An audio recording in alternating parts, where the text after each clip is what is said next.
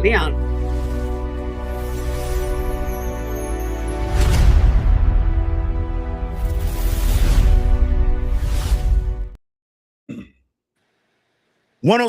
No, I'm just playing. No. That's not what this is, man. Ladies and gentlemen, boys and girls, what up? It's Sports Unplugged, man. Back at you through the storm. Another tornado touchdown today, probably about 2 miles from the crib. Tore up everything. I sent y'all the pictures, man. Flip my grill over. Now, Mother Nature, you on some bullshit now. Don't go messing with a man's grill. Grill ain't do nothing to you. Steve, he sent video out there walking on water like he Jesus. Man, but I was cool with all the water. I was cool with the trees. But when I came and seen my grill flipped over on his head, I was a little hot, man. Steve, ask him what his last word. What were your last words? Homeownership is what? Being a homeowner sucks.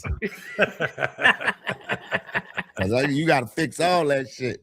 Hey, man, this is Sports Unplugged, best damn sports stream live on the internet. Myself, the Destined Legend Leon Rogers, my brothers in crime joining me. Scoop Jackson in the building. What up, Scoop? What up, man? Trying to maintain. And the point guard, Mr. Elegante himself. Elegante. Steve Bardo, Mr. Elegante. Mr. Elegante. That's that shit just sound cold. Mr. Elegante. He keeping it real because he's still drinking out of paper cups. I still love Steve. Man, you know what I'm saying? He ain't it's plastic, like bro. It's plastic. Never change. I'm sorry. See, I said plastic earlier. Leon called it paper, and you ain't say anything. So all right, I thought all right. Never change, man. Hey man, you gotta keep it real. You gotta use what you got, right? Yes, sir. Yes, sir. All right, man. Let's get into it. I couldn't wait. Coming off our conversation last week about the WNBA, Enes Kanter and Royce White must have heard me because they both said they want to enter the WNBA draft because they identify female. Royce White say his feminine energy, he say not riding on planes and stuff cost him his NBA career, but he feels now that he's in his feminine energy and where else better to express his feminine energy. For basketball purposes. That's right. For basketball purposes in the WNBA, he feel like he could flourish and be great in that league. Gentlemen, I will leave the floor to you first. Tell me, what do y'all think about this? Like, I know, a lot of people saying this is the joke. It is a joke, but it also just goes to show you for me, it just goes to show you how silly this shit is. And the WNBA commissioner, I'm kind of feeling sorry for her now because this is when she tried to put out one fire, and it's like a California wildfire. Another one is starting up. So I'm gonna leave the floor to you guys to get this off first, real quick. Yeah, Bardo, you go. I'm not gonna have a ton to say about it, just because it's a little silly to me. Yeah, the whole thing. We're going back and forth on this issue and taking up time and whatnot, and the fact that Royce White and Enes Kanter, Enes Kanter had a whole press conference, bro, with the WNBA logo top, like he was trying, dog, and crossed out the Nike. Like he was intentional on everything. I was doing. Howling, bro. I was laughing so hard because it's funny. Yeah. We're up here talking about something silly like this, but they're exposing for what it is. Well, I think I don't know if they're exposing the situation as much as they are trying to find like a loophole in a collective bargaining agreement as far as language is concerned. I think the conversation we had last week, as jokingly as we kind of phrased it, I think Leon was making some strong points, some serious points. He was. And that's why I wish I get what Royce and Enes were doing, but I think there's a serious conversation that could be had on behalf of what the subject matter is and not the way they approach it as far as just taking advantage of what language is not in a CBA and like identifying as something they're not for basketball purposes. You know what I'm saying? But for what Leon was saying last week, let somebody who actually is trained, let that happen.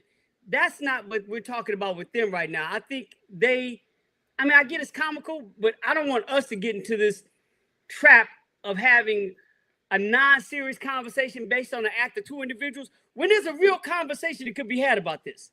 Yeah. Well, the WNBA Players Association, they defended the transgender community against targeted abuse and demonization, and they also emphasized that equity, diversity, and inclusion remain core values for protecting women's sports while rejecting outside political division. And this thing has even went outside of basketball. Like you got former NFL players calling out Enes Kanter, Emmanuel Acho on his podcast. He said the WNBA draft bid by Enes Kanter is a mockery to a serious issue. Kind of like what you're saying right now, Scoop. Like let's not make this a mockery. But I'm not gonna lie, big bro. You're gonna get mad at me. This is the shit I want to happen. Like I was getting ready to say that. No, I get you. I want to happen because then you see how crazy it sounds. You know what I'm saying? Like I can't wake up tomorrow morning and say, I feel like a 40-year-old white man, then go out here and move like a 40-year-old white man can move. It ain't gonna happen. Get a loan for $250,000. Yeah, you know what I'm saying? And then go file bankruptcy on that, get another loan, then own 17 hotels and one day be president of the United States. Shit ain't gonna happen. Right. So it's like I get it. I get it that this is a serious thing, and I do think they need to rephrase the language in the contract, right? Because again, if we gonna play this letter of the law shit, let them play. Yeah, but nobody thought of getting. I get the impetus that they're putting on, but the reflection isn't necessarily on the language as it is on the whole league. And that's where you get to your point about the commissioner, that you almost feel sorry for her because it's one after the next and one after the next. And, you know, I don't necessarily probably feel as bad as you do for her. I do applaud her for at least saying something on this issue, because in the past, any other issue, she hasn't said anything about anything. So at least she said something about this. And if this is what's going to get her to at least speak out about something and look at what the league needs to do in certain standpoints, fine. But once again, this is a language issue, and this is something that probably is never going to happen. But if this is the place that they're in because of the way society is, that they need to be the only professional league in this country to look at where this language is and they need to address it and nobody else needs to, cool. Just address it. But I don't want to treat this as comedy across the board when this can be something that could be addressed seriously outside of the WNBA. Like the WNBA has a history of being at the forefront of public conversation, for lack of a better word. You don't have to make this insular. You could be, all right, well, let's have this conversation about where the role of a trans athlete is before it even gets to professional sports. We'll be the lead on that conversation because there's a chance that this could happen. But let's not make it so insular that we're the only ones doing this and we don't have a foundation in the past of like starting public conversation. To me, that's a serious conversation that could be had and started by the WNBA. Not that Engelberg has to be the one that started, but as a league, once the season is over, they can use the offseason to start having these conversations so that the jokes that are come at their expense don't affect them the way it's affecting them right now. But Scoop, let me ask you this.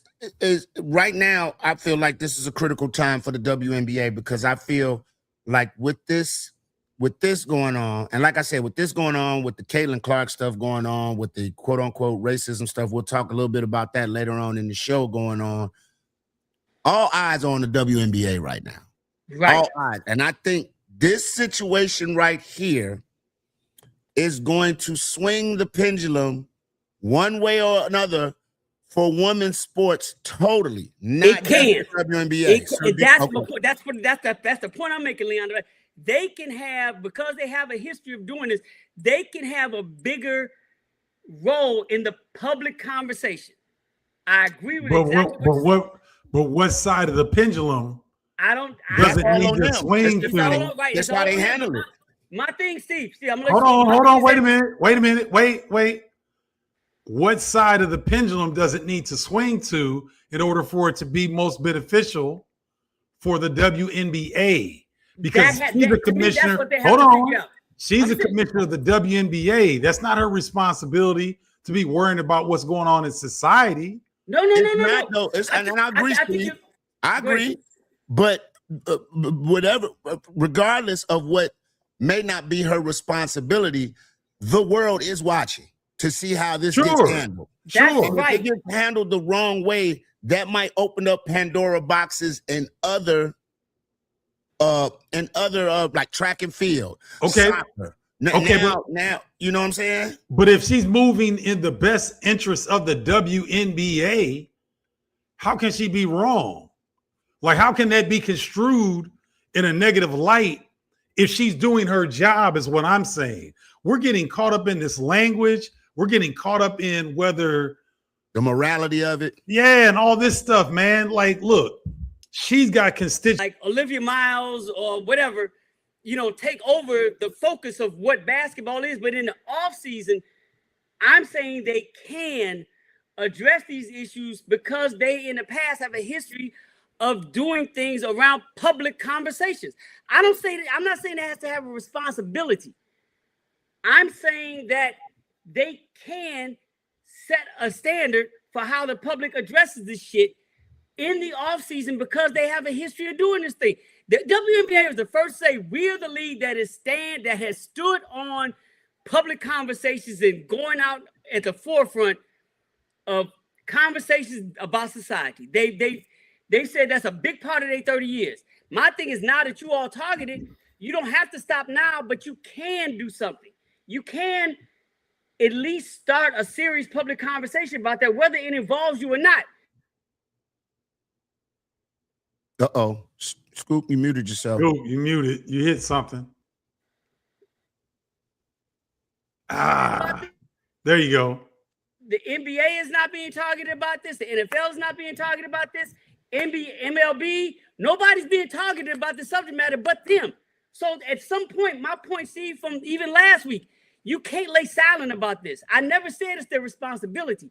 I said they can. Because if you look at the history in the 30 years this league has been around, they've always been at the forefront of public conversations. They've never run from that. So this ain't the time to run from it now. Well, hold on, Bardo. I kind of beg to differ. I understand what you're saying, but I kind of beg to differ. The fact that you said you led with Sophie Cunningham saying she wants to protect young women in sports. That's a cause. That's a moral cause, right? The WNBA stands on the advancement of women, the progression of women. The WNBA has picked up within the past 2 or 3 years. Business is booming, and it's only getting better with the new young players coming in and everybody doing their thing. Now to be faced with this, I do feel there's somewhat of a responsibility for them to nip this in the bud and take a stance on it, whether they feel like it might alienate a certain community or not. I don't think it will, because I don't think same-sex marriage players or lesbian players or gay players in the WNBA, I don't think they want to have to play against transgender women either, right? Right. But I do think if you're saying you're going to protect young women's sports, it has to start here and trickle down, because I'm telling you, I just feel like if they do the Switzerland thing or they try to dance around this shit, bro, it's going to go bad. And it's going to start opening it up on the high school level, on the college level, and we're going to be arguing about this forever. So I do think the commissioner of the WNBA, though it's a tough situation for her, and like you said, Scoop, she's handled a lot of things wrong, but I think this is something she has to absolutely nail and get out in front of. But if she acts in the best interest of the WNBA, the players of the WNBA are women. If she moves in the best interest of these women, how could she be wrong? Is my point. What is the move then? Like, so I'm saying you're saying that based off we know what she's gonna say. What is I don't know what she's gonna say. No, I'm saying what would that move be? Would that move to come out and denounce having transgender women play in the WNBA? Can she come right out and say that? And because that would, for me, that would be the move that I would take as a commissioner. See, and my thing is not even about the move she makes. She has to figure it out. That's what the offseason to me should be about, figuring that out. All I'm saying is that part of the reason we're having this conversation is not that this is an isolated incident, even though it's unique. It's the fact that the league itself, especially with her in the last couple of years, has not said anything about anything. She has not got up front as a commissioner, as a leader, in saying anything. She's act like this is all going to go away. The race issues, the collective bargaining issues, the refereeing issues. Kathy Engelberg is like, all right, it's going to go away. It's going to play. And I'm saying that's part of the reason we're here. If none of these other factors came in and this was just a one-off, we wouldn't be having these type of conversations. But you can't be a leader of this and continue to act like these things aren't being the conversations that are surrounding, and I don't want to say sinking your league, but becoming problematic for how your league is being perceived and how your leadership is being perceived. And my thing is not what she says. This is just the one issue, because this has become a targeted issue, a targeted and politicized issue, that this is the one she cannot sit out. That's all I'm saying, Steve. And she used the offseason. I don't care what she says, but she can't play this the same way she played everything in the past for the last 2 years. Do you think, fellas, the reason why, do you think it's incompetency on her behalf, or do you think because the way business has been booming and the money has been picking up, she like, all right, listen, we rolling. The bread is coming in, the attendance is up, we doing this. I'm not finna fuck this up by addressing how many, when black players foul Caitlin Clark, or what fans are saying to players. Do you think that's it? Or do you think there's just sheer incompetence on her behalf because she's a businesswoman and not a former player or somebody who understands the insides of a locker room? In a position like a commissioner of a league, you don't talk until you're forced to talk. Like most commissioners don't want to be heard often. Right. They want to be in the background. They want to come out when it's warm and fuzzy and all that stuff. They don't want to be out front in situations like this. So I don't knock her for some of her inactivity or inability to speak on certain topics. This one she needs to get out on because it's becoming ridiculous. It's a farce. And the Enes, again, I don't care what y'all say. The Enes Cantor joint, that joint was funny, man. No, it was. I mean, I looked It at was it hilarious, as bro. I looked at it. You know what? I literally looked at it, and we talked about this before. I looked at it as something that Dave Chappelle would do. Yep. A high end. Yep. A high end. Okay. I'm making a mockery of it, but in the sense of this making a mockery, what you may deem as a mockery, some people are seeing the insight in this and the future down the road. That this is what you're going to get. It's If what you you're allow setting this up. to go on, That's this is right. setting up. That's So right. here's my question to put a bow tie on it. It's funny, but are you laughing with him, or are you laughing at the league because of this? I'm laughing at the league. That's my point, why the commission can't just sit out on this. Because this is another add-on to why people are laughing at your league, because now you're making a mockery of the league. And Steve, I'll make this point to you. When players, and I said this last week and I'm standing on this week, when players start publicly disrespecting you, Yeah. the way Nafisha called you when at the commissioner last year, Yeah. you can lose all the money you want to, but once you lose your players that way, It's you done. got a bigger problem than losing money. Yeah. And she did. She flamed her ass last year, boy. No respect at all. Well, None.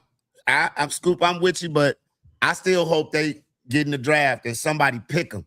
I hope a team pick them and say, "Damn it, bringing Royce White in." But tell Royce and them they gotta wear lace fronts and shit. They gotta play the part. Oh, you hit me with the buzzer, man. Moving right along. Youth sports scandal, some scandal in the Little League World Series. Tulsa is disqualified from the Little League World Series. I'll give you all some background on it in case you don't know. The initial disqualification happened Monday, August 10th. The Little League International Tournament Committee disqualified Tulsa National and forfeited their previous wins. They restructured the bracket, and Texas West, represented by Bourne Little League, defeated Louisiana 4-1 to secure the Southwest region title. Now, a tug of war is taking place in the legal aspect. Tulsa parents obtained a temporary restraining order from a Texas district judge, and the order mandated a replay of the championship game against Texas West on Tuesday, August 11th. And on the final ruling today, Tuesday afternoon, the judge dissolved the temporary restraining order after Little League International filed an emergency motion. Texas West remains the official Southwest region champion and advances to the Little League World Series in Williamsport. Now, this all happened because they said they had one player on the Tulsa national roster that lived outside Tulsa's national official boundaries. But the team claimed eligibility under an open enrollment provision, allowing players to join if they have a sibling age 7 or under, actively participating in the league's adaptive challenger division. Fellas, is this a case of adults fucking up kids' sports? I just know other way I can say it, dog. I feel so bad for the children in this situation because adults and their pride and their ego and their will to win for their kids to do something that they've never done have muddled the fine line for just kids going out and playing baseball, AAU basketball, AAU volleyball. We see it everywhere. Go ahead, Scoop. No, I think you're exactly right. But parents, especially at this stage and the way everybody wants to win, you know, that's happening. Hell, we can have a conversation. We can have a whole show on how that's done in AAU basketball right here at all times. You know what I'm saying? But what's interesting to me, and this is why I feel that Tulsa, I don't want to say I feel bad for them, but this makes them culpable or almost makes them guilty, is that it was 3 weeks before now in July where their softball team got disqualified. For the same thing. The same type of ineligibility, right? So this runs like they're in the pattern business right now.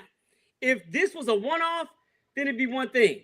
But now you're saying the same thing happened to the same Little League organization in 2 familiar sports within a month. That's not good. Now, the other thing is this. But it could also be a hit job too.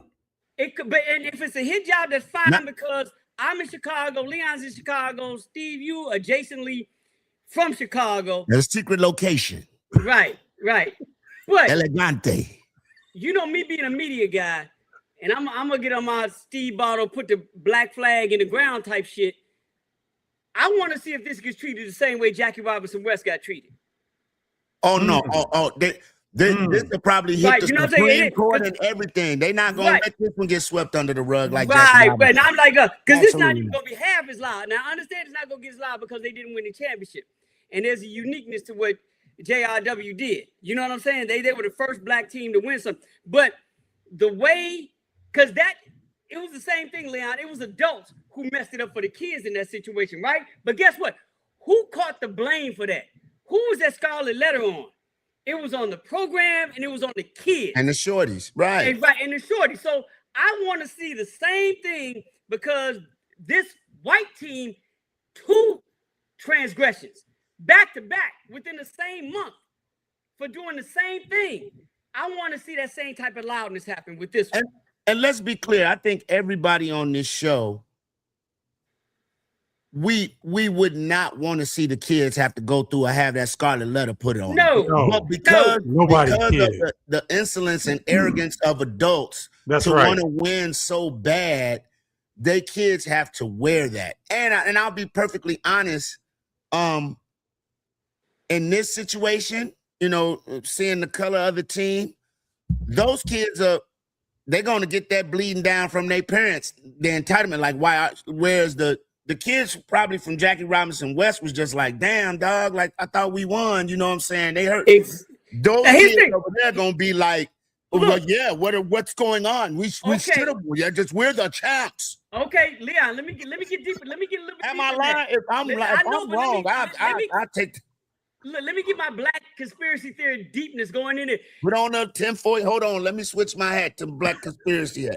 Right, there you go. Right, switch that around. They could have done this to Jackie Robinson West ahead of time. Did they let them win to make them an example? You know what I'm saying? Like, right. They could have let this team go and win the same way they let Jackie Robinson West win, and then pop make an their ass example of them. off. Yeah. See, my thing is they cut them off early, and it's not going to be as big a story because you're not taking the championship away from somebody.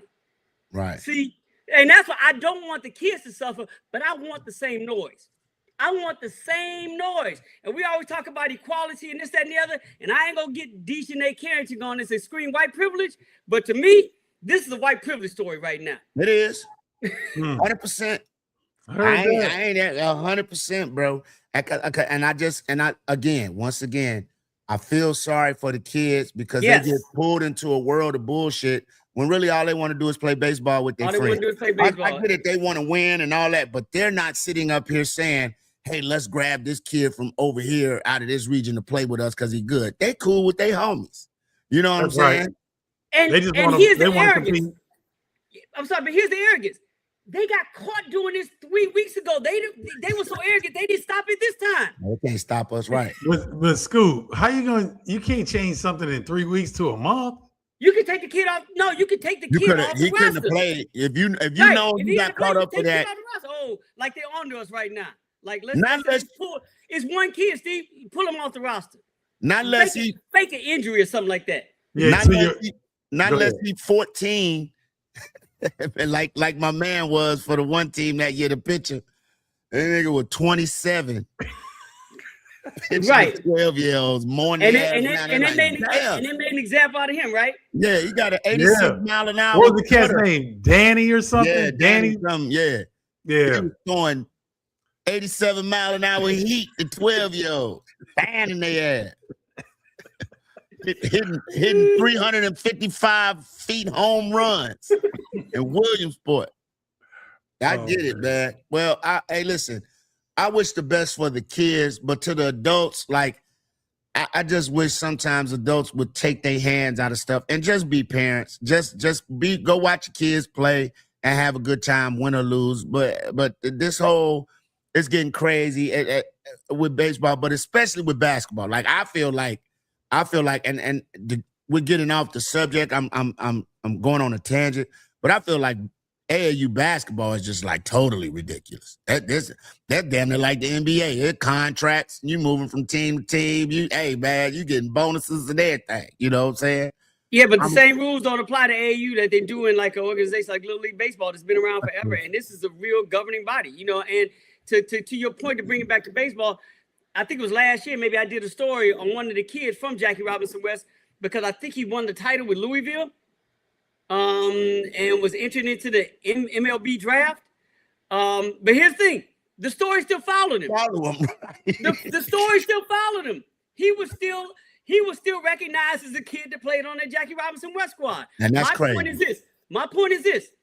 How many kids 6, 7, 8 years from now from this Tulsa team is still going to be attached to this story as they enter into play? That's my point. None of them. That's my point. If they are attached to it, it'll be they were done wrong. The story will be if they do have an attachment to them. This was a sad. They did these guys so wrong. That's what that'll be. Right. They're going to be victims. They're going to be the kids are going to be the one. The white kids are going to be the one that are victims in this. Danny Almonte. When the Jackie Robinson Danny West Almonte. That's that dude's name. Throwing 102 miles an hour to 12-year-old, smoking their ass. Get him out of here. You know, he was getting them freeze, them caught him looking strikeouts. He's throwing backdoor sliders. He was nice with it though. He was 22. That's why. If you're an umpire and you're watching this and you know something ain't right, what do you do if you're the umpire? Look, you just shaking your head. You get your check. Yeah, I let them finish the inning. They ain't got nothing to do with me. That's it. I'm getting that check. Yeah, I'm going ahead and get cash me out. Hey, listen, let's move along, man. Let's talk about the legacy debate. And you guys brought this up when we were having a pre-show meeting. Can a player play their way out of the Hall of Fame? I feel that they can, and I feel that we have an example that's coming up. If he gets put on a team this year, I think he's the prime candidate for that.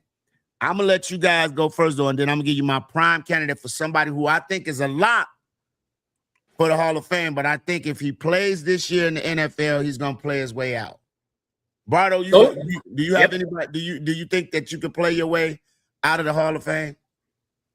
No, I think that you can stay too long. You can play too long. You can stay in the league too long.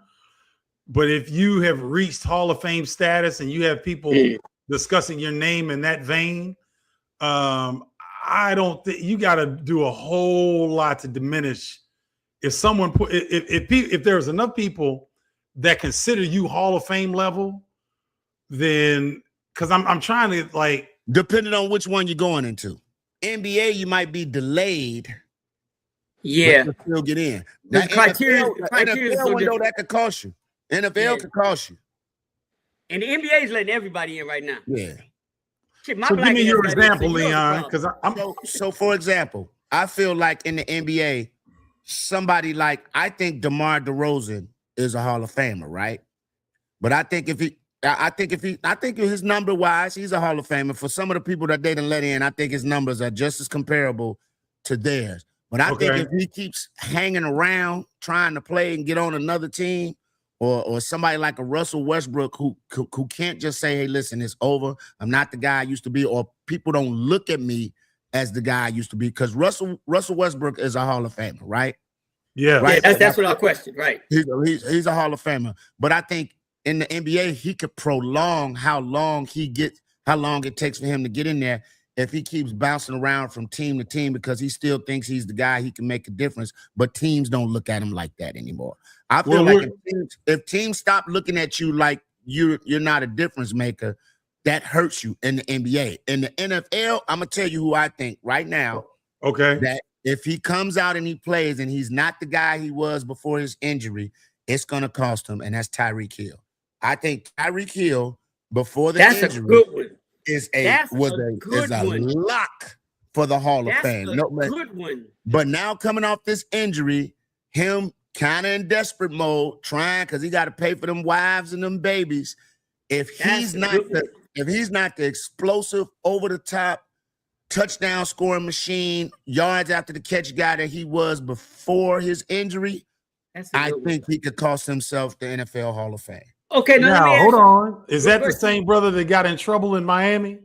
Yeah. Tyreek Hill. Yeah. So are you taking any of that into consideration of tarnishing his image? Lawrence Taylor did cocaine. He's in the league. That boy didn't do But cocaine. Tyreek Hill ain't Lawrence Taylor. Tyreek Hill ain't Lawrence Taylor. Tyreek Hill ain't Lawrence Taylor. But wait a minute. Hold on. Let's not talk about for Kansas City Chiefs Super Bowl run. He was very important and integral in that and helping Patrick Mahomes' numbers in the first couple of years of Patrick Mahomes' career and those Super Bowl titles. And he was damn near almost unstoppable, the best receiver in the league. There's nothing you could do to guard him. So what I'm saying is if we're gonna start nitpicking about he got pulled over by the cops in Miami. It's a whole lot of dudes. And Ray Lewis threw away a fur with blood on it.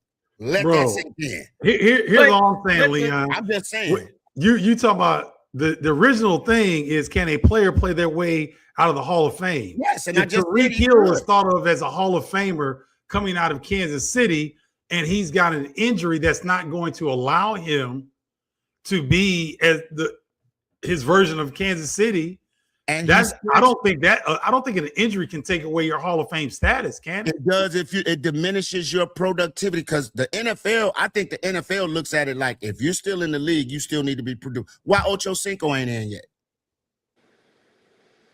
Because he's promoting financial independence. Now we on that shit. I'm messing around. Dog. AB. That's another one.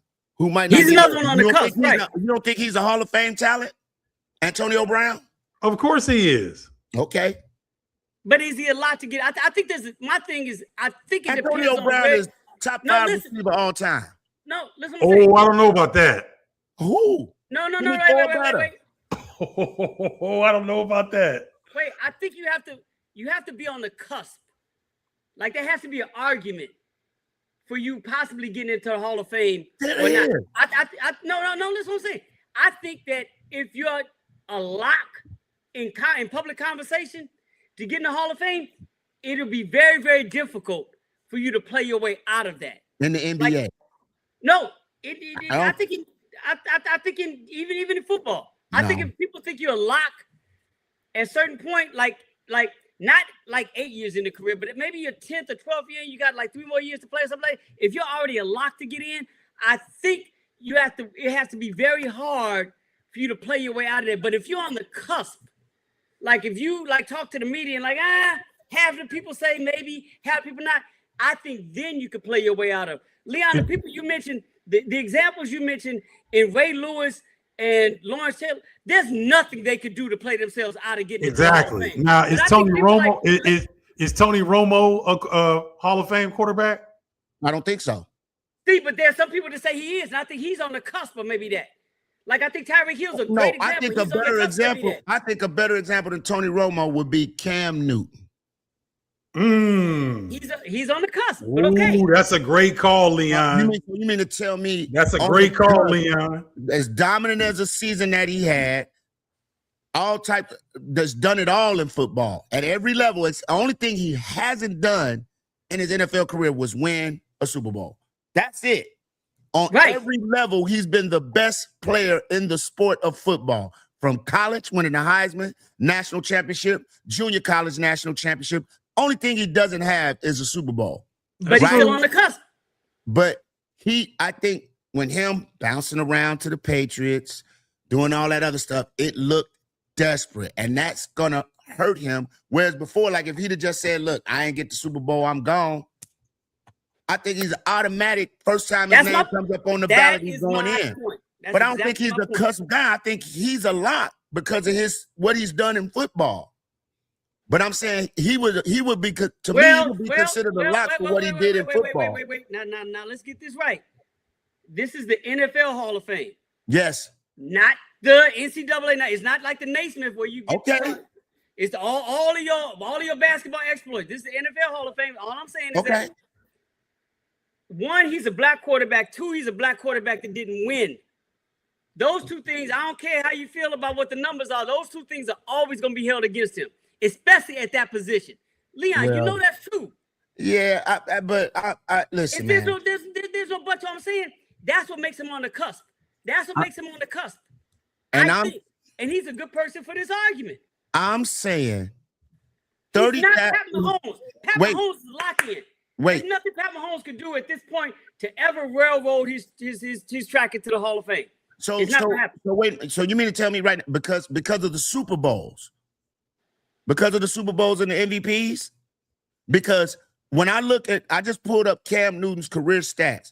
He's the first player in NFL history to record 30,000 passing yards, 5,000 rushing yards in a career. Most rushing TDs by a quarterback in a single season, 14 rushing touchdowns in 2011, setting a rookie and single season record at the time. Most games with a passing and rushing TD, 32 career games with both passing and rushing touchdown, breaking Steve Young's record, double-digit rushing TD seasons, most rushing TDs in the first 5 seasons, and his franchise marks, debut passing yards as a rookie, consecutive games with a passing TD. Like I said, the 2015 MVP season was probably one of the most dominant seasons by a quarterback that we've ever seen. The only thing he didn't do was win a Super Bowl. At one point in time, he was considered the best quarterback. And he was. Like Patrick Mahomes. So let's just say, so you mean to tell me now, Patrick Mahomes comes back after this knee injury, and let's just say Kansas City stinks. They don't make playoffs. His numbers go down because Patrick Mahomes has some of the lowest season numbers that he's ever had in his career last year, right? I get it. You're saying he's a lock. I do think the Super Bowls and the 2 MVPs put him over. But my point is the same could go for Cam. And he doesn't have a Super, because a Super Bowl is a team thing for me. It's a team thing. It's a team thing, but well, let me put it this way, Leon. Leon, let me put it this way. How do you get in the Hall of Fame? People vote for you in, right? Yeah. Okay, who's voting? Who's making the votes? The other NFL Hall of Famers. And who else? The media. So the media vote outweighs the players' votes? In some cases, yes. I think so, I don't think so for the NFL Hall of Fame. I think so. the media could want somebody to get in, and the NFL Hall of Famers be like, nah, he ain't ready. I don't think the media vote outweighs the players' vote. Then why isn't Cam Newton in the Hall of Fame if that's the case? Maybe the players don't. Maybe the players don't fuck with Cam. If he was the best, but that has nothing. That you ran across. That has nothing to do with his numbers. Oh, now we gonna act like. And I'm gonna put myself into that. Media motherfuckers don't hold personal shit. That's why Barry Bonds. That's why Barry Bonds ain't in the Hall of Fame. That's my point. A lot of motherfuckers be on some personal shit. Let's not play that game. That's my whole point of asking who makes those decisions. The media has. That's why I think they carry weight the same way, probably more than players. I'm saying ahead of time what exactly you're saying. The media's on some bullshit when it comes to this. That's my whole point. Asking who does this. And but it's a 50-person selection committee made up of media members from each NFL city, at-large representatives, and former players or executives. So I think there's a checks and balances to it because the pen is gonna always be mightier than the stat. Y'all the pens. I know that. Right. That's what I'm saying. I don't know. You're saying you don't agree it happens in the NFL when it comes to voting. I'm saying I think the media holds weight.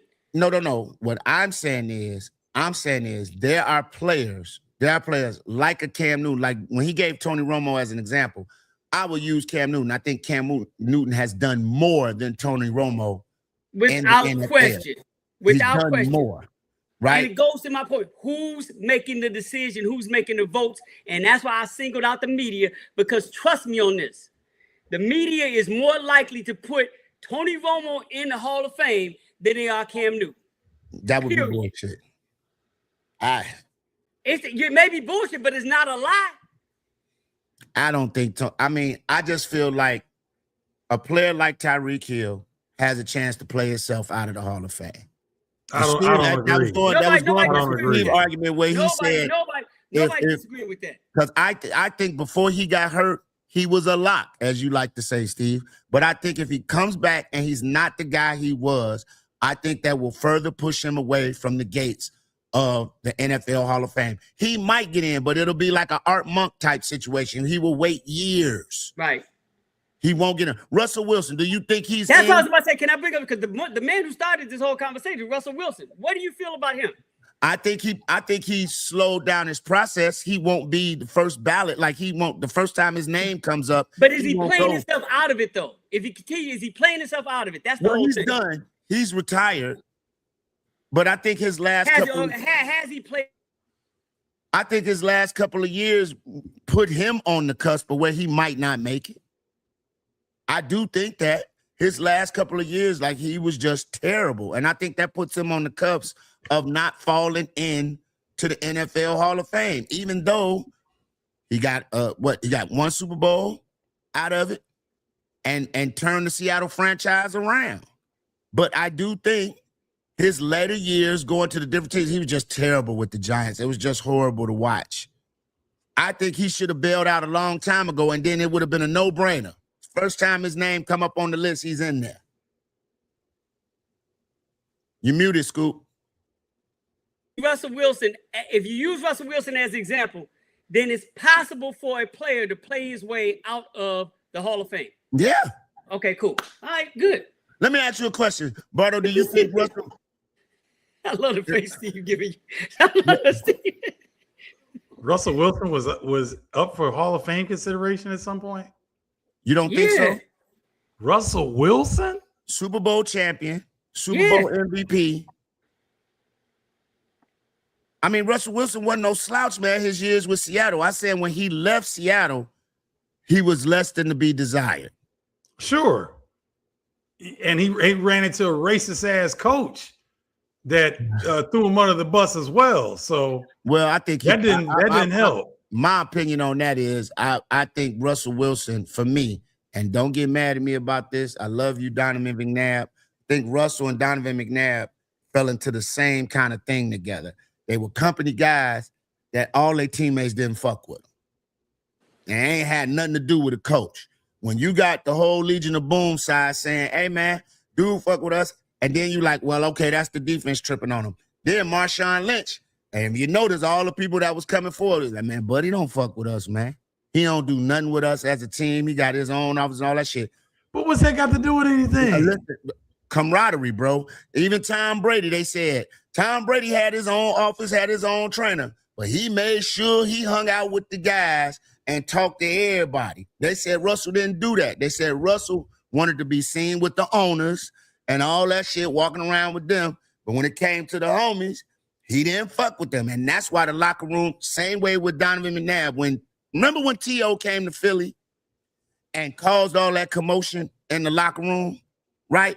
And I was saying, how could T.O., an outsider, come in from another team and cause disruption in the Philadelphia locker room against their quarterback and nobody checked him? That's because everybody didn't fuck with Donovan. There's no way he could have went to the Ravens and talked shit about Joe Flacco and Ray Lewis and them wouldn't have checked his ass. There's no way he could have went to Indianapolis, talk crazy about Peyton Manning, and he would have got checked by everybody in the locker room. I think we're getting off the topic, though, Leon. No, it's off the top. My point is, the topic was Russell Wilson and how you said he had a racist owner. I said, no, Russell just fell off, and Russell was a company man. All that shit wasn't racist. A lot of his teammates didn't fuck with him. So just because his teammates didn't mess with him don't have nothing to do with the relationship between him and that head coach that threw him under the bus several times. That ain't got nothing to do with me talking about because nobody defended him. None of his teammates said, "Oh man, Pete Carroll, you full of shit, dog." I'm not talking about Pete Carroll. I'm talking about homeboy at Denver that came from New Orleans. Okay, Sean Payton. Yeah, Payton. Teammates. Did you see the teammates say Sean Payton was wrong when he talked about Bo Nix?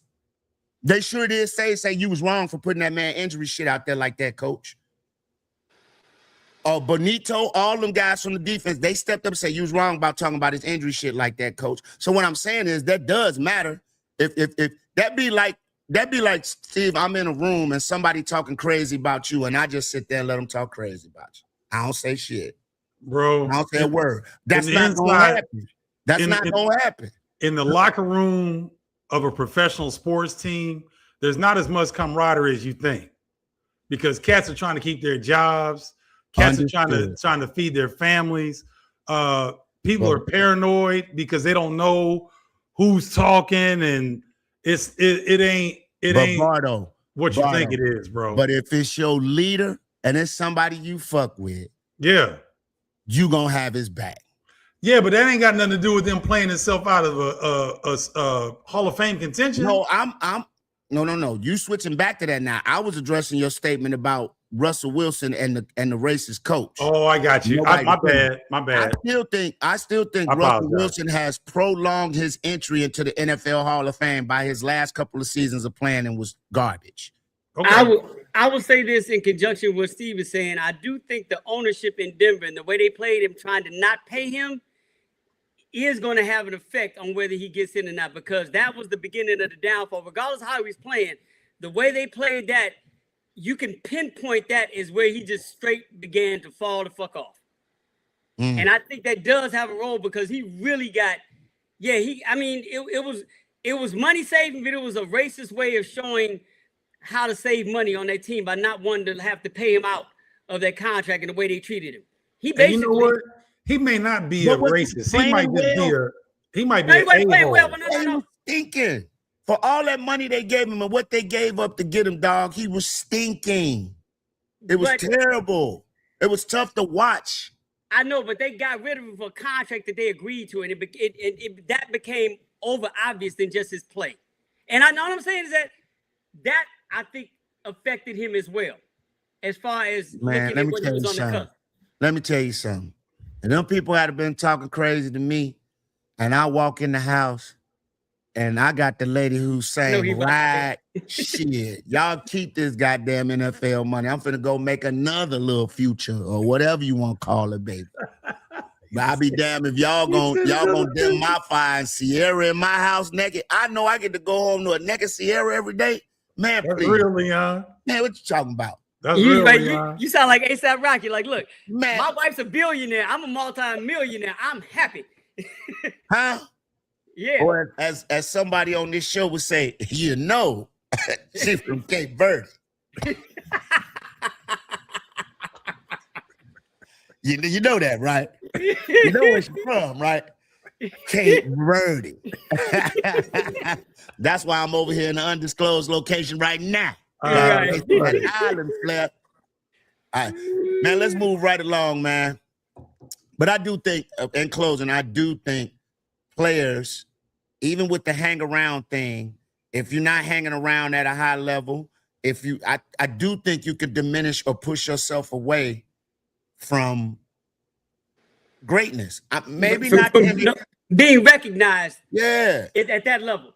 Yeah. Now, are you saying this because are you finalizing this on all sports? Or are you saying all sports except all for football? Sports. Okay, all sports, man. I just think you can really, man, like go out on, like, as a comedian, shout out to Bernie Mac, used to always say, you know, the old adage, leave them one more. Yeah. You know what I'm saying? You supposed to do 45 and you get a blow up at 40. That's my time. Thank you. The promoter ain't gonna be mad that you didn't do them last 5 minutes.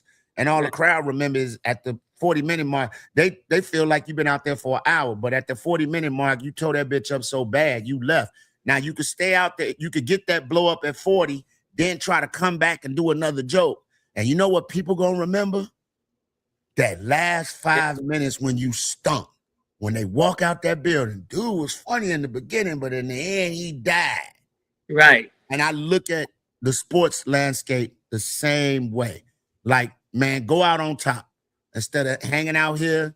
And now you sitting on the bench. Like, you know, like. Well, once again, I think it depends on because I could bring the argument up in basketball, like on the cusp again, like Jamal Crawford. You know, but Jamal was, I don't never remember Jamal having, like, he always played at a high level. But like, that's my point. But Leon, that's my point. He's on the cusp. We don't know if he's going to get in the Hall of Fame or not. And here's the thing. I think he's the only 3-time Sixth Man of the Year winner. And his last game in an NBA uniform, he dropped 51. Yeah.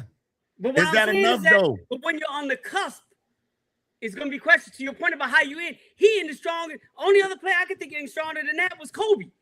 You know what I'm saying? As far as your exit is concerned. But when you're on the cusp, it's still going to be questionable, even if you do end strong. Even if your joke lands, it still depends on if you're on the cusp or not. I don't know, man. But we'll see. We'll see. All right, man. This next story, I don't know. Scoop, this I'm gonna let you run on this one because I personally believe that there's some personal shit in Dude the Rat, but some will just say he doing his job. Dude, we on the same page. I think he's, wait on me. And no disrespect, but I think he's a rat bastard. Pablo Torre, he dropped a claw expose on Kawhi and the Clippers. If y'all don't know about this story, there was some salary cap circumvention going on. All right. Torre reported that Kawhi Leonard received a lucrative no-show $28 million endorsement contract from Aspiration, a carbon offset startup heavily funded by Clippers owner Steve Ballmer to skirt the NBA salary cap. Now, the fallout reports triggered an ongoing formal NBA investigation and earned Torre's team the Pulitzer Prize for pioneering live podcast journalism. Both Ballmer and the Clippers denied any wrongdoing, with Ballmer claiming he was conned by the company and lost tens of millions of dollars in his collapse. And Leonard also maintained he was never fully paid what he was on. So where do you guys sit on this? Me personally, I thought this was personal, and I don't know if it was personal against Ballmer or personal against Kawhi, but it's even holding up. Kawhi couldn't even go back to Toronto because it's holding up the trade. And if they do, after they finish the investigation, where does that leave Kawhi at now? Ballmer got a lot of money, but now at Kawhi's point in his career, what if the NBA suspends him for a year or 2 years? As you know, because he's up there already. He don't play a lot of games as it is. Now you know, okay, you suspend him or whatever. Like, I just feel like it's some personal shit. That's just me. That's just how. No, it feels. I'm like, my first thought is like, what did Kawhi do to Pablo? Yeah. And Pablo's my guy. I like Pablo. I know Pablo. Pablo's cool, but I'm like, this has gotten to the level of personalness because now he's coming out with a second wave of investigation for another company that Kawhi was in dealings with. that has now been the second tier of this. And this is a year-long investigation on one player dealing with one contract, which is interesting to me because I'm like, okay, so what's the big outcome? Like, to me, this is very similar to like what Woodward and Bernstein did, but they were dealing with a goddamn president. This is one player playing for the Clippers. Why is all this being done on this? And secondly, Leon, to your point, what are you going to charge Kawhi with? Because technically, he's not the one that circumvented the what you call it? So you mean the NBA or legally? No, he's not the one that circumvented it. It's the team that did it. They are the ones that skirted around. He didn't do it. He signed the deal. He signed the deal. Well, I'm gonna be honest. You don't think Kawhi? You don't think? No. Ballmer told that man, "Hey, look, this is how we're gonna get you this bread, bro." Okay, but he may have said that, but all they had, he doesn't have the power to set what they do for their contract. But I think you're complicit. But you're complicit if I tell you and you agree to it. Yes. That's like you getting in the car with me and I say, "I'm finna go." No. So what I'm saying is that because like he doesn't have the power to circumvent the cap. He has the power to agree, like, okay, I make a deal over here and I make a deal over here. Now, however y'all do the shit, I don't know, but I'm not the one that can control what you all do with the cap. But he's a partner in the crime, Scoop. There's no way that Kawhi can get his way out of this. There's absolutely no way. Oh, no. I'm not saying he's good. I'm just wondering how you're going to punish him. And here's what I want to go back to. Okay. Let me go back to something you said, Scoop.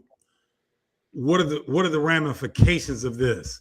If he's going this hard on Kawhi Leonard, to me, he's got something on some other players that he's about to expose a certain trend. Okay, well, Bardo, if I 100%, if that was the case, if we started opening up cans of whoop ass across the league, yes, right, I'd be like, okay, he doing his thing. But this right here seems like it's a personal attack. Either I don't know if it's against Ballmer or I don't know if it's against Kawhi, but he is going too fucking hard, like to get two people in trouble. But wait a minute. What is journalism? What is journalism? Journalism can be many different forms. Can it not? When does it become a witch hunt, though? Is it true? Did Tory reveal something that was not made available to the public before? Yes, but he did his job. Okay, so now nobody's saying. Why? But you guys are saying that it's personal, and I'm like, why is it personal when there is smoke, there's fire? He keeps revealing more and more stuff. Why is that personal? What I'm saying is, go ahead. I'm sorry, Scoop. No, you got it. You go. What I'm saying is the reason why it seems personal to me because it's not like he pulled the cover off of everybody and everything. He's going after one person. He's going after these two people. I feel like he's going after Kawhi and Ballmer. Right. He's going after an organization that's not too far removed from being in some bullshit, low-hanging fruit. Right. And I'm like, it'd be different if he said we got the Clippers. And now also, guess what else I found out, y'all? Sacramento Kings is doing this shit. The Lakers are doing this shit. I think, for me, and I might be a conspiracy guy, I think he might be wanting to start some shit to get the Clippers out of Ballmer's hands. Because they don't like how Ballmer move with his paper. That could very well be the case. He kind of does this to the NBA, and I like, fuck yeah, I got paper. I go build my own state. I do all this. I don't need, you know what I'm saying? So I don't. It just looks. I'm kind of like with Scoop. It looks personal, dog. I'm not saying that it is, but I'm saying that it is, but it does look personal, dog. And the only reason I'm saying that is because part of my reason saying that is because what have the Clippers done since Kawhi's been there to force this level of journalistic investigation? They ain't one at stake here. Like it's not like that. If he was going in Shea in Oklahoma City and they had won a championship, okay, cool. Now you're getting to something bigger than just this because Oklahoma City. Now you can talk about ways that they circumvented the cap to actually win a championship. The Clippers have done nothing. They've had no impact on the league at all. And I get where there's a story there, and it's still good journalism. It just seemed for this is a 2-year investigation on one player and one owner that have not made a dent in anything in the league. It doesn't matter, guys. He is doing his job. He sniffed something Nobody's out. saying he's not. He found something out. He's exposing what is going on at a much deeper level for one person. It doesn't mean that it's wrong. It doesn't mean that it's personal. If he was going on a witch hunt like Geraldo did, looking for a tomb, and they went to the tomb and it came up empty, that's one thing. He went to the tomb and there's stuff there. And so it's only a witch hunt. It's only a witch hunt if it's not true. It doesn't become it doesn't become overkill. Like once I got you, okay, I got y'all. Y'all circumvented the salary cap. Now what next? He got did he and his team not get the Pulitzer Prize? Yeah, like so what's the end game? The highest award in that field? Okay, now what? Stay on him to get another Pulitzer Prize. I know y'all not questioning this media play. He's got something hot. So, and if you're going to be if you're going to brand yourself a certain way, he is making himself a moat. There is no other person that's going to be able to say that they were able to do this type of investigative reporting on a professional athlete, not just NBA, a professional athlete. He's uncovering something here, guys, that we didn't know about before. Okay. So I don't think it's personal, and I think he's just doing his job, and he's getting rewarded with a Pulitzer Prize. I get that, Steve, and I feel you. I'm not disagreeing with you in any way, shape, or form, but to me, I still stick with me. And the way it looks personal to me because it's where's the big get at the end of this? It's like the two reporters who went after Barry Bonds for years digging into his situation, but at least with Barry Bonds, what was at stake was a home run record. Something that baseball, I'm just saying, something that baseball held sacred. And he challenged that. I'm thinking in my mind, what has Kawhi Leonard and the LA Clippers challenged in any form as far as basketball history is concerned? That's not the point. That's not the point. No, for me, it's the point of why it makes me feel like there's something personal behind it because there's nothing else behind it but that. Bardo, I just fail to believe that Pablo Torre is really concerned about cap circumvention in the fucking NBA.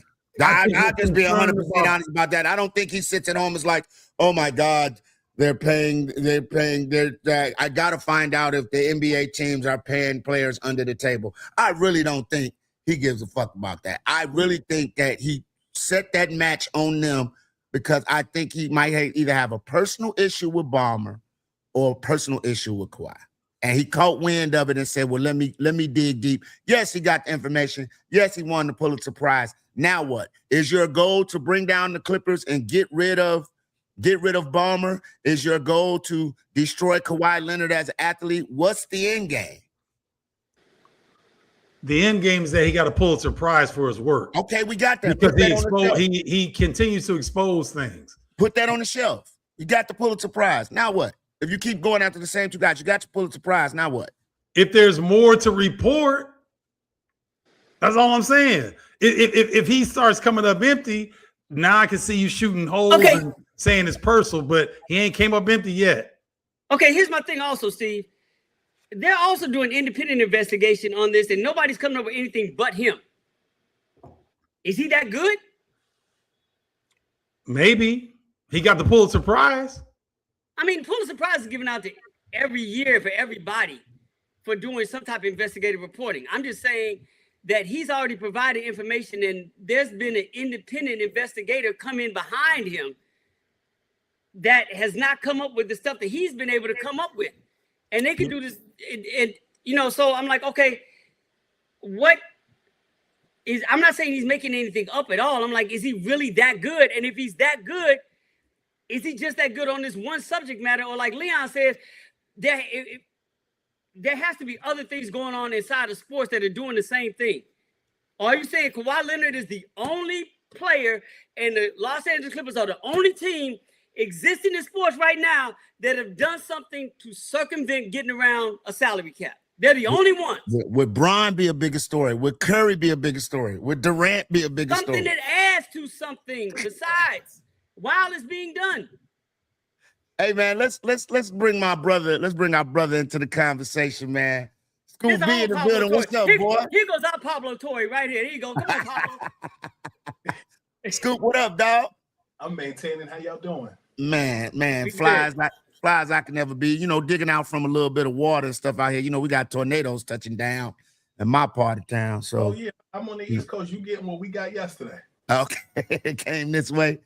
All right, man. So we're talking about this whole Pablo Torre, Kawhi Leonard, Obama situation, and I'm gonna just be personal. I'm gonna keep it 100 with you, bro. Pablo coming off like a rat to me, man. Like he got an axe to grind. That's just me personally. Bardo says he's just doing his job and getting rewarded for it. What do you think about this situation? And have you been following it closely?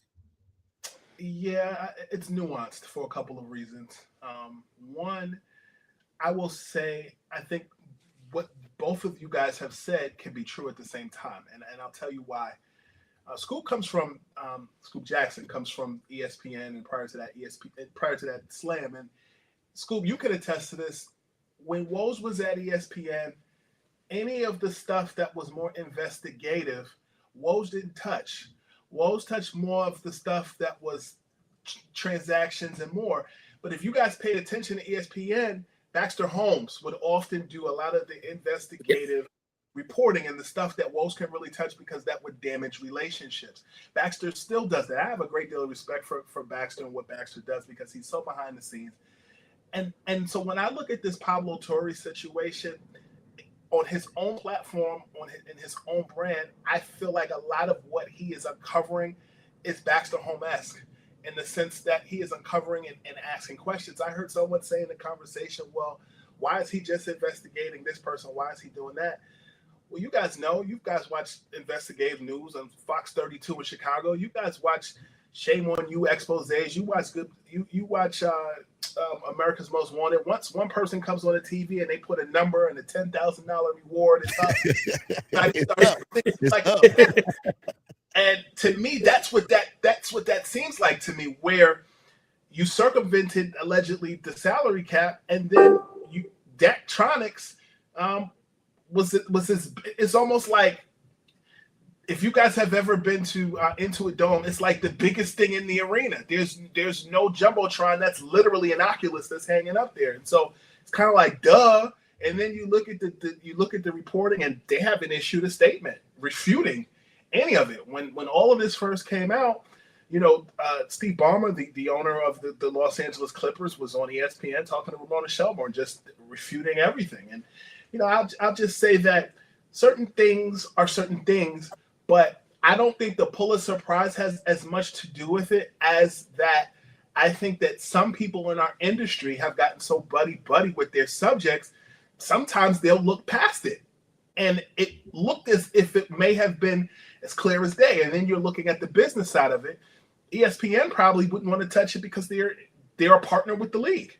Exactly.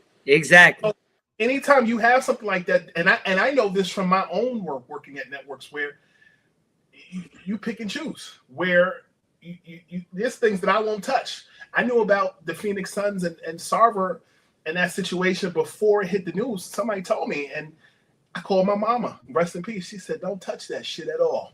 Mm-hmm. So do I respect what Pablo does? Yeah. But also, he parted ways with ESPN in 2023 because both ESPN and Pablo did not have the same vision of where things are going.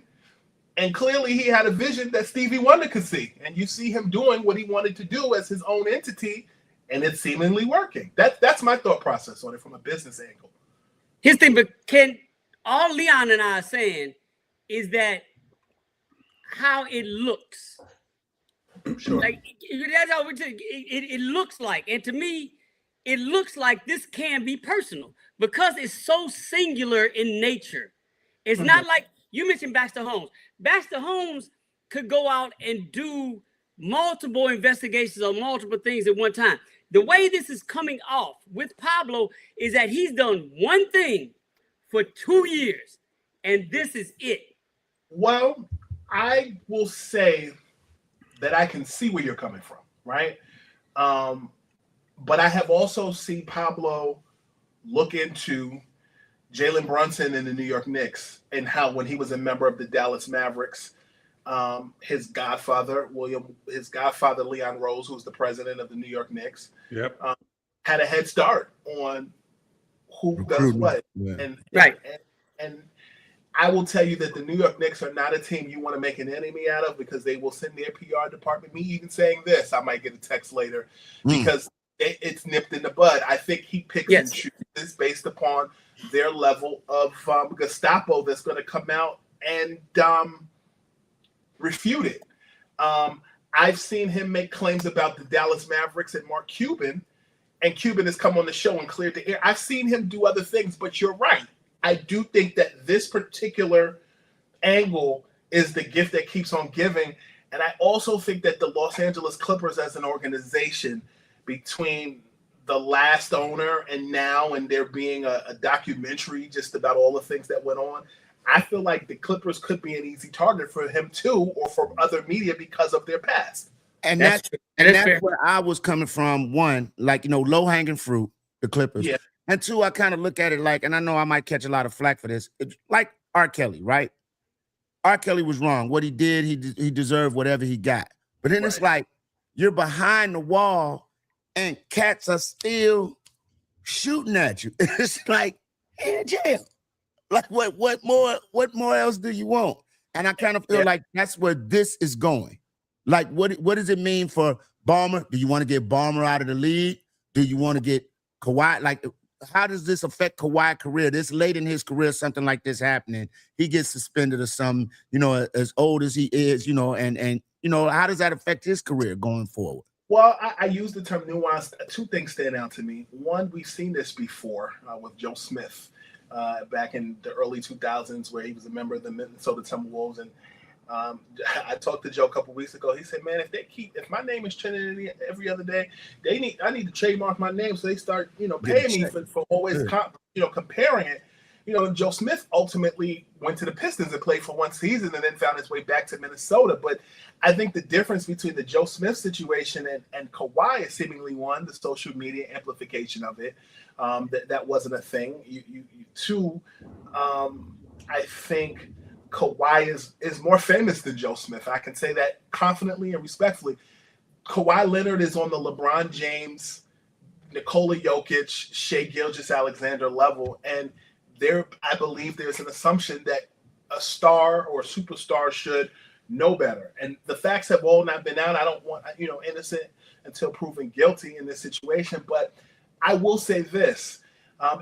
When I go back to my reporting notebook in 2019, all indications that I had gotten were that Kawhi Leonard was supposed to be a member of the Los Angeles Lakers and was supposed to be joining Anthony Davis and LeBron James as such on a team that was coached by Frank Vogel. And you had all these other fixins that included Danny Green and Kentavious Caldwell-Pope and others. And The Athletic came out with a report the other day, and it's so funny that they came out with it because I was hearing it on the back end. Everything that I had gotten in 2019, that summer, was that Kawhi Leonard was going to be a member of the Los Angeles Lakers. And there was a report that had surfaced recently that suggested that Kawhi's manager / agent, his uncle Dennis, actually had approached the Los Angeles Lakers and had asked for certain benefits that included his own private jet that would be at his own beck and call, a townhouse or an apartment that the Los Angeles Lakers would pay for. And that is directly against the collective bargaining agreement between the Players Association and the NBA. And it was said to me, or rather I read that both Rob Pelinka as well as Jeannie Buss, told Kawhi's uncle that was against the rules, according to that report by The Athletic. And you kind of look at that report, and then you look at what ended up happening with the Clippers, and it's like it makes sense because on the back end, Kawhi was trying to get Paul George to come to the Clippers via trade with the Oklahoma City Thunder, which ultimately shipped Shai Gilgeous-Alexander to the Oklahoma City Thunder, and then they became champions later on.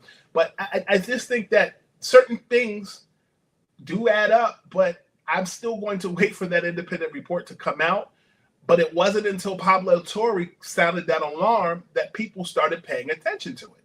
Can I ask a question real quick? If this deal wasn't a no-show deal, and he actually just lived up to some public responsibility with appearances or being face-fronting in this agreement with the company, will we be having this conversation? Or is the no? Okay, Probably yeah, not. that's why the thing, right? So it's a technicality on this deal being no-show that changes everything, correct? I mean, I'll be honest with you. I think that no-show deal was smart. It just broke the rules. Right. I'm surprised. Like it really felt like Jesus Shuttlesworth visiting Big State University, and he had the girls in the waterbed, and Rick Fox was showing them around campus. Like that he was the biggest recruit in the world. Yeah. He left Toronto after winning the championship and said bye-bye and led them on, and then went to the co-tenant of, at the time, Crypto.com Arena. I thought that was brilliant.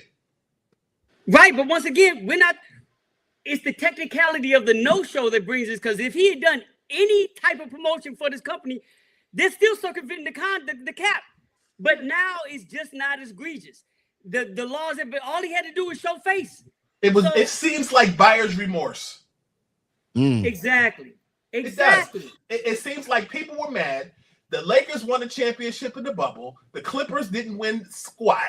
And Paul George got traded 2 times. Kawhi stayed. Kawhi still found a way to load manage. And the Clippers still have won nothing. And it moved to a new arena.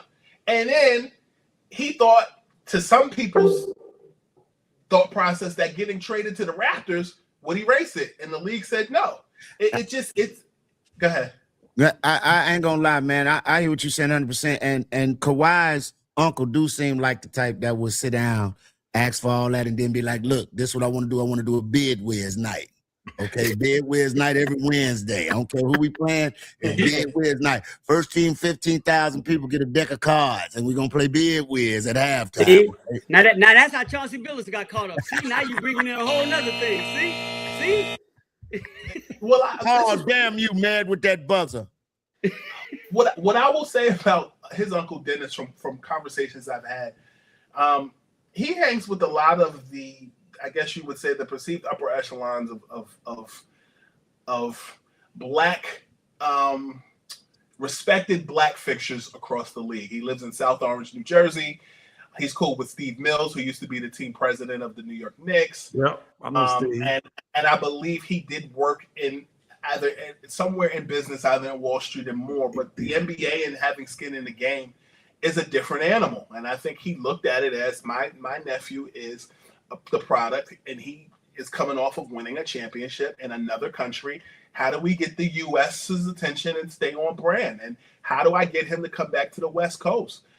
Everywhere that Kawhi has gone, he's always had the better end of the deal. His time, people forget that he was a member of the San Antonio Spurs, played next to Tony Parker, Mobley, and Tim Duncan. Won a chip. And actually, in my opinion, was probably one of the reasons why Greg Popovich realized that today's NBA player is very different, and it's not a college program anymore. I think Steven Jackson was the first reminder. Kawhi was the second. And I think that when he went to Toronto, he was in a place where he could do what he wanted. The Lakers weren't going to allow that, but the Clippers will. New organization in the sense of they have a new owner, and some would argue.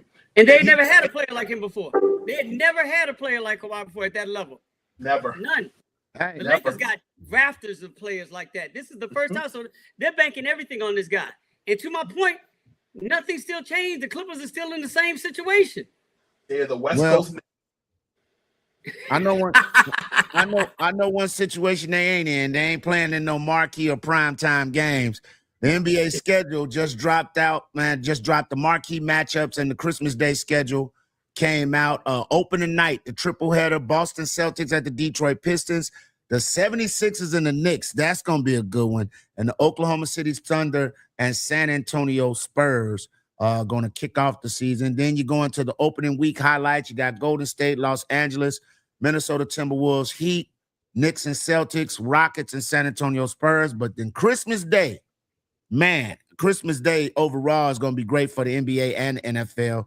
San Antonio Spurs at the New York Knicks at the Garden, Miami Heat at Boston Celtics, 76ers at Los Angeles Lakers. LeBron James return home to play Bronny. Oklahoma City Thunder and Minnesota Timberwolves, and then the Denver Nuggets and the Golden State Warriors. Ooh, that is nice. And you sprinkle in there, if you're a football fan, you got Bears and Packers on Christmas Day, Bills and Broncos, and Seahawks and Rams. So I mean, if you are a sports fan on Christmas Day, man, all you got to do is order out and sit on your ass and watch TV all day. But let's talk about it, man. This schedule, the marquee matchups, the one that LeBron James made everybody wait for. Coming out the gate, Christmas, that 76ers New York Knicks game, I think that's gonna set the tone for the season. Let me ask you a question real quick, Leon. Is that game going to be on at the same time as like Bears Packers? Because that's the second game. No. 76ers and Lakers are on Christmas. The 76ers and Knicks are opening day. Okay, so it's going to be interesting. I want to see, because looking at Christmas Day, I want to see what games are paired up against what NFL games, because it's going to be interesting to see the draw that Philadelphia is going to get.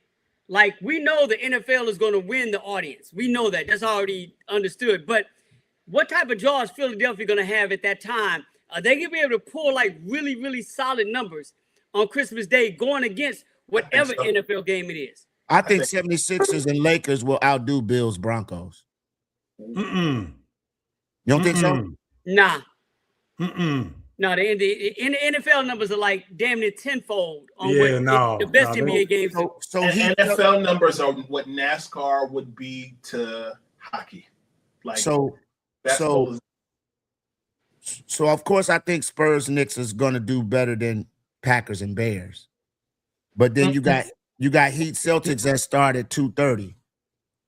Nothing's gonna do that. I'll do that Seattle Rams game. Nothing. None of the basketball games going to outdo any. No, they're not going to go close. NFL games. So you don't think Spurs and Knicks is not going to compete with Bears Packers? No. On a nationwide level? No. Not at all. Not at all. NFL you said it earlier, Leon. NFL is a beast when it comes to this. That's part of the problem. Like the NFL did not.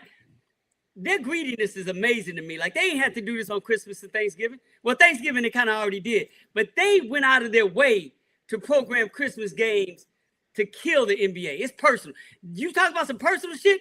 Fuck Pablo. This is Roger Goodell against Adam Silver. This is personal. This is personal. I personally think on Christmas, depending on what some of the teams' records are going into these Christmas Day games, I think the NBA can compete. If let's just say, and knock on wood, I don't hope it happens, but let's just say the Bears stink this year. No Caleb Williams and Bajan is the backup quarterback. Chicago fans are not going to care. It's not about who's. It's almost like that would be like you comparing your Instagram to somebody that has 2 million followers on Instagram. It's just two different lanes. But what if the person that has 2 million followers on Instagram and we both go up with something at the same time, but they're not on their stream and they're not doing what they normally do? That does move the needle. I mean, let's be honest. Motherfuckers ain't going to see the new Superman because Henry Cavill ain't in it. It's still gonna do numbers, but Henry Cavill ain't playing Superman. Or if you take all of a sudden snatch Tom Holland out the Spider-Man costume and put some unknown dude in there, yeah, we're gonna go see it because it's Spider-Man, but it ain't our favorite Spider-Man. So I'm saying I think with the NBA having a full Knicks versus Spurs, and let's just say Jordan Love or Caleb Williams ain't playing in that Bears Packers game, it don't hit the same. I hear what you're saying. Leon, hold on. Let me read something to you. The NFL averages roughly 18.7 million viewers per regular season game, whereas a nationally televised NBA regular season game averages between 1.5 and 1.8 million viewers. That's what we're getting at. It doesn't matter what the NFL game is. They're generally going to outrate an NBA game. I don't care what NBA teams you got. People who watch NBA, people who watch hockey, people who watch MLB also watch the NFL and or NASCAR. Yep. NBA and hockey are niche markets. NFL is the grail. Yep. And people are like, we only got 17 weeks to do this. So they cram it in. Like, look, we're going to get a chance to maybe see the Knicks and the Spurs play each other at least one more time during this season, and maybe get a chance to see them again, in the finals. But for that one more time and that one game and the 82 they got to deal with and the 162 they got to deal with in baseball and the other 82 they got to do in the NHL, that the condensing of the NFL season and you only got a small window to do this in, right, that pulls people in. And plus, America basically, this is the one sport that we have that nobody in the world basically has. This sport speaks and defines what Americans feel America is about. But I guess that's why I was giving basketball a chance, because internationally, basketball is accepted more than football. Foreigners don't care about NFL football like we do. Yeah, but they don't. Put up there for the 300 million people that are here, Leon, they dwarf what happens, I think, from a viewership standpoint. And I'm not saying, my thing is that are the numbers going to move? To what Steve was saying, is that 1.8 or whatever million people that happen to watch? And I think the Christmas numbers across the board for the NBA have been still solid. They've been less than they used to be before the NFL came in, but they still should be solid. I want to see if LeBron and Philadelphia with this super squad can pull maybe a 4 or 5 million. That's what I want. That's definitely doable. I don't think there's any way for them to beat that's doable. I want to see what type of pull they happen to have, because that would give us an indication of how strong that Philly team is. That's definitely doable. And I'll add this. I know that the NBA at large, their dream and their desire is to compete with the NBA. I do think that this is a great start. Starting in 2026 competing again, because I remember the two of them didn't like to compete. Now that the NBA wants to compete, I think it's a great start. I think 2 to 5 years from now, they're gonna create a dip and it'll actually be a real competition. But I don't think it's there just yet. I think it's a great start. Okay. Front Office Sports said real quick that they thought the releasing of the schedule and the games they had was the NBA taking a page from what the NFL does. Do you agree with that? Getting ahead of the game. Yeah, and I'll tell you what else I think. The NBA 2K typically comes out after Labor Day. Right. They put the early release on 27th. That's Madden territory. Yep. Yeah. They kind of compete. Madden just dropped. Okay, that's a good point. Good point. Yep. Good point. All right, man. Moving right along, we get into the lightning round, man. Dejanay Carrington had some comments to say after getting ejected for her hard foul on Sophie Cunningham, and she was charged with a flagrant 2, I think it was, and she got ejected. And she said, she just posted up on X. She said, "White privilege, justified," or I think she was reaching personally. I think that was you fucked the old girl up. That was not a basketball play. You tried to take her head off. And I mean, I like how you stood there, because Sophie could have got up and high-yard your ass, but she didn't. You know what I'm saying? There's a lot of bold to foul her. If you're going to foul one, that ain't one I'm trying to foul. That's like the James Johnson of the WNBA. She ain't scared. She wasn't scared, though, so. No, she wasn't. But the thing of it is, there was a hard foul. I believe it was Caitlin Clark fouled this rookie that plays with the Sky. No. Well, what happened? She got fouled. She got pushed into a ref. The ref thought she made contact. Caitlin Clark made contact with the ref, and then they gave her. No, he's not talking about that. He's not talking about that. I'm not talking about that. Okay. I'm talking about Caitlin went across his sister's head. Mm-hmm. She's a rookie guard from South Carolina. Raven Johnson? Huh? Raven Johnson played. I'm sorry. I'm sorry. No. She went across her head. And she didn't even get a flagrant 2. It was just a common foul. And so I think what I heard something where Dejanay Carrington was talking about, I think that's why she made that statement, because if you look at the action, it's the same action. It's right across the head, same kind of foul. She gets ejected. Caitlin didn't get anything. So I think there's more history to it. And it's also what's going on with the ladies, man. The W they stay in the business, bro. And to me, that's what but that's how I looked at it. I looked at Dejanay, looked at it as like, okay, I'm mad I got ejected. Bullshit.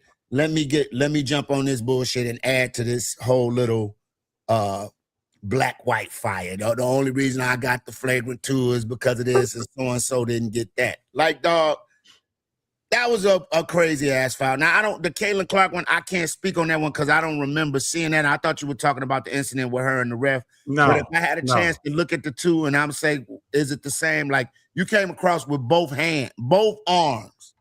It was a takedown, G. I mean, and let's keep in mind who this is done to. No disrespect, Steve, but we can't even remember the player's name who Caitlin did that to. As opposed to now you're going after a marked woman in Sophie Cunningham, who at this point may be the most popular player in the WNBA at this particular time. So just the leverage on who the person was that you fouled. Was it Angel Reese? Huh? I'm reading that she had a flagrant foul against Angel Reese and she was upgraded to a flagrant 1. It wasn't Angel Reese. It was another guard from South Carolina. You still got to keep in mind who this player was. That's all I'm saying. That has to be taken into consideration. And I'll say, and I'm not one. I mean, I think there's white privilege everywhere, but you got to be very, to me, careful about when you decide to put that on. Play that card. Play that right. You got to play that card. How old is that? How old is this child, Carrington? She's short. I hear you. You're right. She ain't that short though. But I mean, I'm saying short as far as age is concerned. I hear what you're saying. I'm telling you, bro. I feel you. I just kind of wish she played on the other team. I'm gonna leave it at that. Skylar, but that's when your veterans got to get in your youngins' ear. I'm pretty sure y'all would if we were on a platform and I was saying something crazy, I could see one of y'all say, "Hey, Leah, Dejanay's 28, Sophie's 29." That's what I'm saying. She ain't that short. I didn't know she was that old. Okay. She's not that short. That's my point. She knows better then. She knows better. But also, Leon, to your point, she was in the locker room by herself. Wasn't no vets around her. She got kicked out the game. Right. Ain't nobody there to stop her. That's true. She got on her phone. All right, man. The LA Dodgers are having a Wait.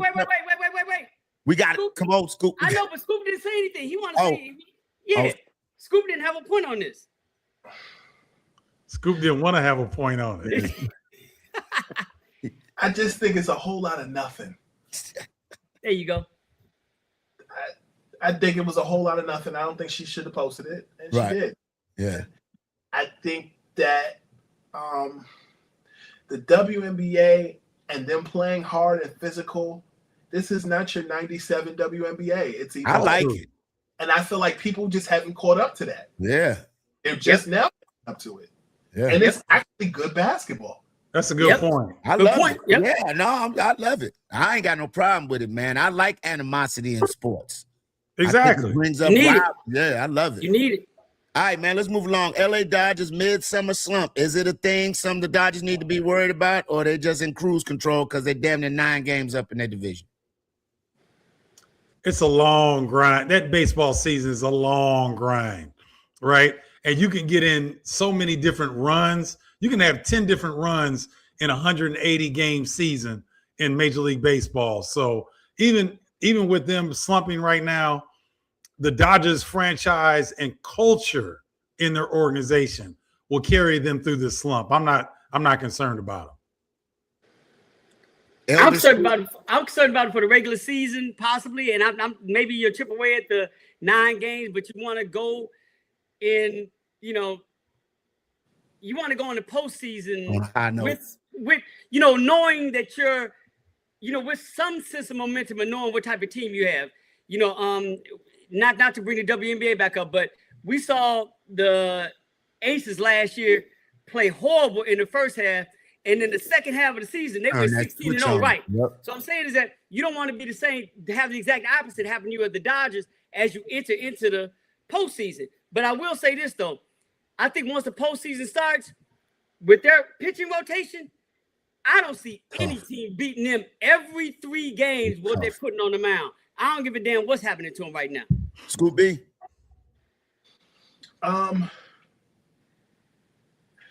Top team slump. I think when you look at basketball is a very different game than baseball. Baseball, you can lose 3, 4, 5, 6, 7, 8, 9, and then you close the regular season smoking hot. I've also seen wild card teams step it up and do what they need to do. But I do think it's psychologically the postseason is a brand new game. And I think that the Dodgers, with their pitching as well as just their experience going deep in the postseason, you'd hope they figure it out. While I do say that baseball is not basketball, I've also looked at first seeded teams in the NBA. I remember the Hawks back in like 2017 to 2018 be the top team all year and then play the Cavs, and LeBron and Kyrie destroyed them. Folded them. Yeah. So I just think it's more – sports is a psychological game. Detroit this year. I'm not. The Pistons this year. Yeah. The Pistons this year. Not worried about the Dodgers. I think Dave Roberts will have them locked in when it's time for them to get locked in. Maybe they take their foot off the gas a little bit. And can we do this? Can we start talking about Dodger culture? Because what Dave Roberts has been able to do over the last 5 years, create a culture there. Yep. You haven't heard one player complain about anything about playing for the Dodgers. He's created a culture, and we talk about this Miami Heat culture now. Can we please start talking about Dave Roberts and the Los Angeles Dodger culture he's created? Because it's phenomenal. Only thing they complain about is too much champagne in the room when they celebrating them trophies. Man. All right, man, look. The Dunk League, man. Shaq's Dunk Man League has been catching fire. It's been getting rave reviews in the internet community and going viral. And the NBA Slam Dunk Contest. Should the NBA think about somehow getting Shaq's Dunk League involved in the NBA All-Star Weekend, or just leave it as it is with the players in the NBA doing the dunk contest, or merging the two? Maybe having amateur dunkers team up with an NBA player and play for the prize money. You guys' thoughts? Scoop, let's start with you, Scoop Jackson, first. Hell no. I was the only way I say you should do this. One, the NBA has to find a way to get like larger name players to compete in this, and the fact that they haven't been able to do it over this is going to now a second generation of doing it. I think takes a lot of the cash out of this. But to your point, Leon, I don't think they need to merge as much as they should compete. Like they should have. No, you don't want to do that. Yeah, no, I just wanted to know that would bring interest, but it'll embarrass the NBA. NBA will get embarrassed. Right, that's fine, but let's do that. At least it'll bring some energy. I'm just talking about from an energy standpoint. You know, bringing that, like, okay, now we're gonna have the Shaq dunk contest players go against the NBA dunk contest but players. Wouldn't that be a hit to the NBA brand? Unless some guys that come out the street that work at Amazon. What's the difference? You got Matt McClure. No, let me tell you the difference. Matt is in the G League. He's in something that's sponsored by the NBA, and he's pulled up to do that. I'm talking about the guy that's coming off the street. He just got finished Uber driving 3 pizzas, and he come in here and do some shit y'all ain't never seen. Matt McClung did it. Matt McClung was in the G League, though. That's a technicality. He was in the G League. He's in something that would be like, I work in radio for WGCI. That would be like them taking a young kid that's on VON, that's got a shift on VON, and bringing them up to WGCI. He's still in radio. He's in the game. That's not bringing a kid off the street to walk in and come and do my job. That's totally different. What if personally, I don't agree with Shaq's league merging, but let's say for the sake of the argument they did. What if the stipulations were the person who competes in Shaq's dunk league has some sort of NBA affiliation and participates? Well, this was how I was going with it. What I meant by merging is you take the 4 dunkers that you get from the NBA, the guys from the teams that you're going to put in the dunk contest, and you pair them up with one of the guys from the dunk league as a team. So when they win, you at the NBA, you look good because your guys was playing with the guys, and they split the money. You make some guy that makes $30,000 a year, he gets $100,000 because he was in the dunk contest with you know what I'm saying, excuse me, I got some technical difficulties. Okay, my light went out. He was in the dunk contest with a NBA player. Because if you have these guys go up, all they do is practice dunks. That's it. They don't have anything. Keep going, Doc. Take me out, man, real quick. My hesitation with that is only the fact that that is incongruent. My only hesitation with that is that it's incongruent with the 3-point shootout. It's incongruent with the skills challenge. But so if you're going to tweak that one thing, you should tweak something else. What do you guys think? I don't think that they should merge at all. I think that Shaq's league is doing what it's going to do. I point to the fact that the NBA is very funny about trying to partner or have any kind of affiliation with anything outside of their control, i.e. the 3-on-3. Because if there was a natural, agreement or an alignment, it would be with Ice Cube's league. But obviously, they don't necessarily want Ice Cube to have access to all that he really should have. So in terms of, I don't know, maybe Shaq's a better corporate dude. I don't know. Maybe he's more disarming. Maybe they feel a little bit more safe around him and they would consider something like that. But I haven't seen the NBA partner with a whole lot of people over his time. You know, the advantage that Shaq also has with that when you talk about that. So you guys know that the Inside the NBA show is licensed to ESPN. They're not ESPN employees. I didn't know that. Yes, Shaq's Dunk Show is produced by TNT Sports in Atlanta. Mm-hmm. So knowing that Shaq is a good businessman and the fact that he never left TNT, that would be the perfect pitch to ESPN, who could potentially be carrying. I don't know if ESPN or NBC would be carrying the slam dunk contest. I know this past year All-Star Weekend was on NBC. Right. But if that were the case, he would have a perfect end from the production side because TNT already licenses Inside the NBA to ESPN. That's legit. Legit. I'm kind of leaning with Steve. To me, it's still a competition. And I still would like to see a competition. I would still like to see a competition today. I don't know. Scoop can't hear you. You're muted. No, I'm not. I can hear him, Scoop. Oh, you can? I can hear Scoop. Yeah. Okay. You can hear Scoop Jackson? Yeah, I can hear Jackson. Okay, then I'll be quiet. No, I'm just saying that I still think it's competition. I would like to see somebody shake up what the NBA has done and what their approach has been to this dunk contest.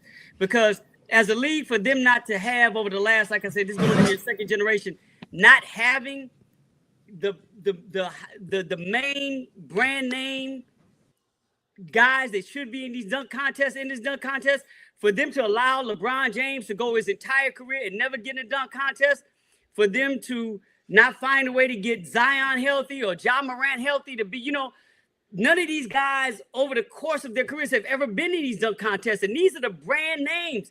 These are the cachet names. So for the NBA to keep throwing out people, and they're getting to the fact that Matt McClung is not even in the league, technically. He's in the G League. To have him come in, they've already embarrassed themselves. So why not at this point, if you can't get the brand names to come in and do something, then have a competition between one league and the next. At least it'll create some energy. Okay. Well, ladies and gentlemen, they don't have an answer for this. And hold on, Scoop. Because I think we kind of going out right now because Leon's had some technical difficulties. So we're going to wrap the show. Thank you, ladies and gentlemen, for tuning in for Sports Unplugged. For Scoop Jackson, for Scoop B, yours truly, and Leon Rogers, the Destin Legend. We'll see you next week. And until next time, sign us off, Scoop. Peace.